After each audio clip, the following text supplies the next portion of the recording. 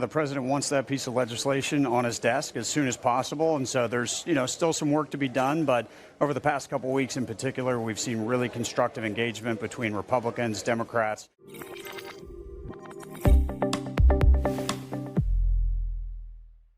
Hello, Patrick. Welcome to the show. Good morning. Thanks for having me. See you. Thanks for being here. We got to talk about what you said on stage this morning, market structure. A lot of folks are thinking it's not going to pass by the end of the year. I didn't get to listen to your talk, but I heard that you said it will. Talk to us about what needs to happen to get this across the line before 2026. Well, we're keeping the pressure on. The president wants that piece of legislation on his desk as soon as possible, and so there's still some work to be done, but over the past couple weeks in particular, we've seen really constructive engagement between Republicans, Democrats. I personally spend most of my time on the Hill these days, meeting with members on both sides of the aisle, and very encouraged recently by some of the progress, some of the compromises that are being reached. And they're just kind of going through and ticking these off one by one. And eventually we're going to get to the place where, okay, we've got everything pretty much resolved here, and I am confident that we'll be able to get a bipartisan product out of the Senate here in short order. Folks at home are wondering how the government shutdown is impacting the timeline. I know the conversations are still happening. Folks in the industry are engaging with both sides of the aisle. But does the government really need to reopen and maybe reprioritize for this to happen? I think there might be some issues where, the government will need to reopen, before we can get this done. But overall, the actual conversations that we're having on the substance of the text, in a strange way, some of the meetings that senators would normally be having or other issue areas that might pop up have kind of fallen by the wayside. And so we've had an opportunity to really engage with offices, staffs and members on the substance of this bill in a way that we might not have otherwise been able to had there been a bunch of other competing priorities. So it has, quieted some of the noise that would otherwise distract. And, for that, I'm grateful. But, government can't reopen soon enough. Very, very hopeful and optimistic that a resolution is going to be reached soon. I've worked in regulated spaces since the mid-'90s. And one thing that's always been true until this year is that to have significant regulatory or legislative progress, you kind of need to be looking at the rearview mirror of a giant crisis, right? After the global financial crisis, even after the late 90s and Russian ruble crisis, long-term capital blowing up, euro crisis, that's when the work gets done in a hurry because the momentum is there. We had tremendous momentum in the first and second quarter of this year, but it takes a lot of momentum to actually get something done. How do you keep the energy high and the prioritization to the level where it has to be done soon? It's a challenge, and it's a great point that you make. Normally, when you have some kind of major, financial piece of legislation, you're legislating in a crisis or shortly thereafter, and that's what we want to avoid this time. Yes. Because if you did have, some kind of crisis situation, I think you would see a bill that ultimately was overly, burdensome, and protective. And people would not be seeing the issues clearly. We have the benefit now of being able to legislate clearly. We have, a decade plus of experiences, where there's been various learnings that can now get incorporated into this bill. The market structure bill, like the particular provisions of it are things that have been rattling around in one form or another for years now. This is not new text. There are some nuances to it, but these are concepts and these are issues that have been discussed for years and years, and so they're now starting to shape up in a way that Democrats can sign on to them, Republicans can sign on to them, and people recognize the value that will come from providing the industry with regulatory clarity. You saw during the Biden administration they attempted to kind of kill crypto, or at least stiff arm it in a way that was going to keep it down, but what happened was it just flourished, outside of the U.S. So that's not a victory for Democrats or Republicans or the American people. We need to provide the regulatory clarity so that we onshore, the activity, that there are the appropriate safeguards and consumer protections in there, and ultimately it's going to be a victory for the American economy and the American consumer. We had an election here in New York City yesterday, and I don't think the results were, if you're a polymarket watcher, particularly surprising. But the specter of having yet another layer, we have New York, we have very particular and specific New York State rules and protections for investors. Is there a place for a municipal layer of financial regulation, or is that just beyond simple consumer protection, or is that sort of out of their lane?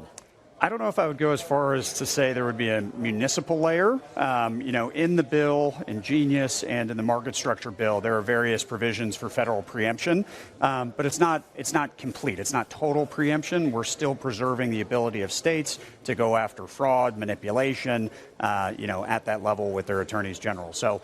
That needs to be the case because these different staffs and their states want to protect consumers in their state, but we need to make sure that there's not this proliferation and fragmentation of laws that is impossible to comply with, or it's just overly burdensome to do so. So there's federal preemption in there, but it's limited, and it provides the opportunities for state attorneys general to protect folks in their states appropriately. We've heard from folks on both sides of the aisle that there is an education gap when it comes to DeFi, and that's been one of the sticking points in some of the conversations that they've been having on Capitol Hill. Do you think that DeFi makes it into the version of the bill that gets passed? I do.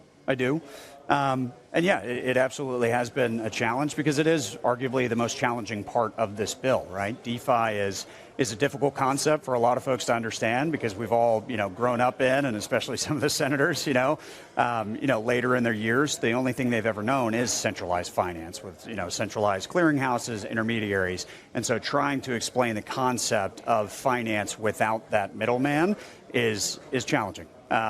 But I think there's been great engagement. As I mentioned recently, we're starting to, get some traction with some of those different senators who are going to be key influential voices on this particular topic. And the other thing that we recognize, too, is whatever is in the bill from a DeFi standpoint needs to allow appropriate play in the joints and rulemaking to capture all the nuance. So we want to make sure that there's, appropriate developer protections, there's appropriate carve-outs for folks that are not, non-custodial, protocol developers. But, with some of the exemptions, we need to make sure that we're allowing, appropriate levels of rulemaking and agency discretion to adapt as this industry evolves.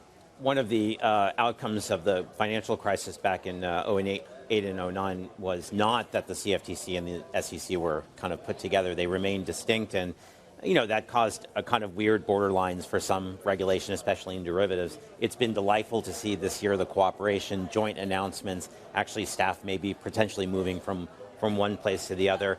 How much does that help in terms of actual getting work done of the regulatory agencies, where there's a lot of work to do, right? If you want to create a whole new access point for Americans to be able to trade crypto.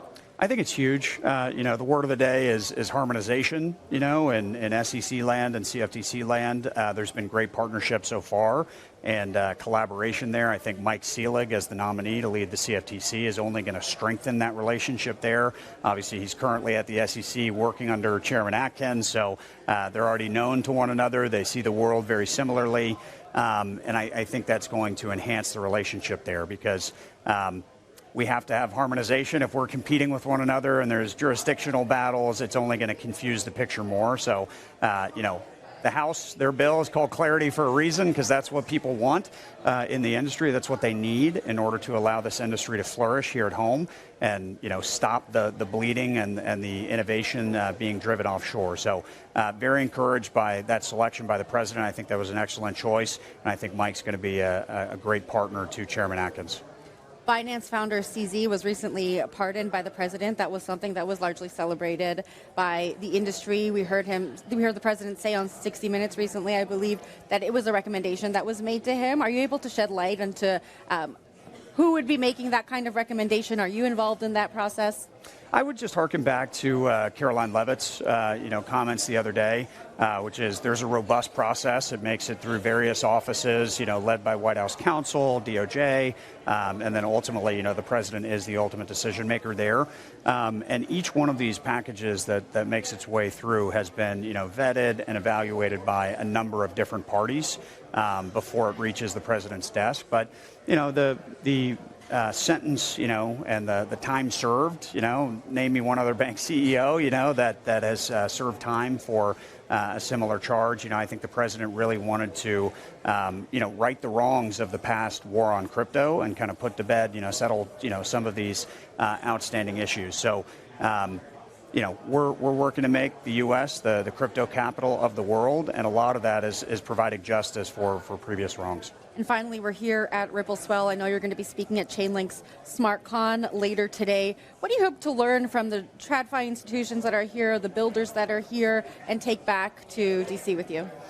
One of the things when it comes to TradFi and the crypto space is, TradFi rightfully says, whatever rules are being established for crypto, just make sure that you're not disadvantaging us relative to them, right? We say we want a level playing field. Well, are we creating one, or are we, creating an unlevel playing field just in the opposite direction than maybe it was currently? So there are some nuances and some adaptations of the bill text to ensure that, whatever we're doing provides everyone the opportunity to participate in this space, and that we're not, maintaining overly burdensome regulations for TradFi where they don't exist for crypto. So in our view, we want to bring down the level of regulations for both TradFi and the crypto space. And, as Brad had mentioned on stage previously, I think he said there's been 90 plus acquisitions in the crypto space in the past quarter alone. I think you're going to see more and more of the traditional finance players get into this space through acquisition and bringing a lot of that talent onto their team so that they can adapt their business models and play by the new rules of the road, which are applicable to everyone. Patrick, thanks for taking the time to sit down with us. It was a pleasure having you at the desk. Thank you very much. Thank you. Thank you.